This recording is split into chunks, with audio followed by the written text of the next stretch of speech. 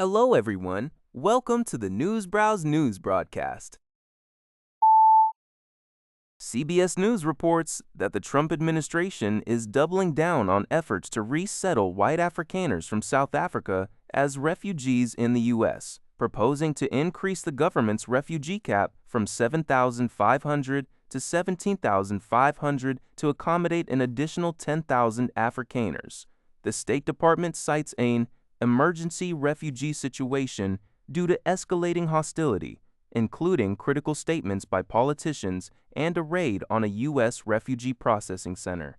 President Trump has alleged that Afrikaners are facing a genocide, a claim heavily disputed by a 60 Minutes report, which concluded that farm murders are part of a broader crime problem in South Africa affecting all races.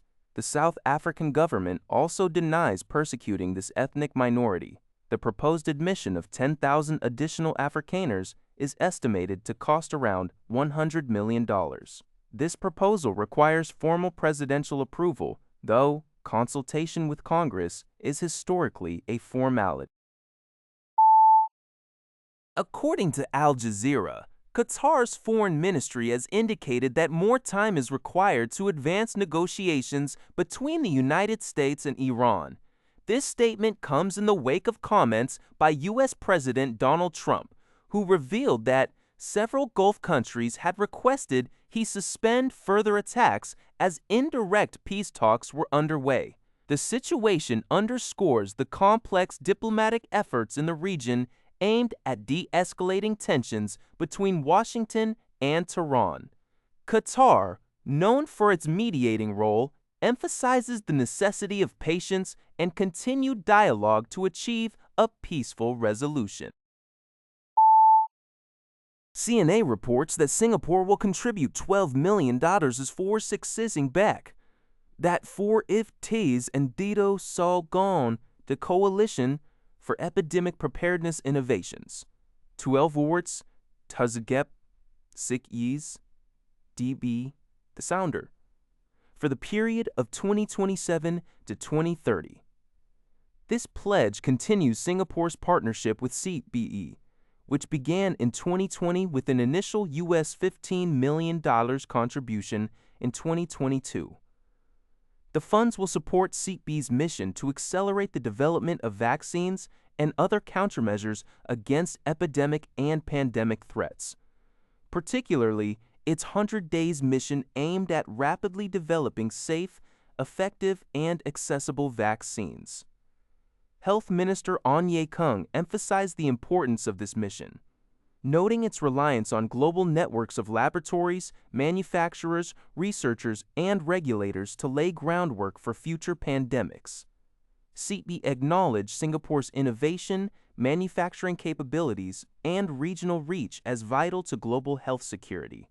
The announcement comes amidst concerns over recent Ebola outbreaks in the Democratic Republic of Congo and Uganda, as well as hantavirus infections globally, underscoring the ongoing threat of infectious diseases.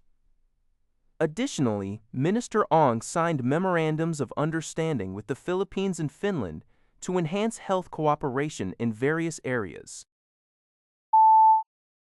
The Canadian press reports that Malaysia's government announced on Tuesday it is seeking $251 million in compensation from the Norwegian company Kongsberg Defence and Aerospace A. This demand follows Norway's abrupt revocation of an export permit, which effectively scuttled a crucial naval missile defense deal for Malaysia's combat ships.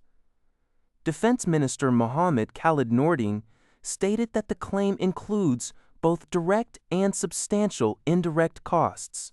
The direct costs amount to 126 million euros, 146 million that had already been paid for the Naval Strike Missile NSM system and launcher components. Indirect costs contributing to the total claim of approximately 1 billion ringgit mine 1 in $51 million.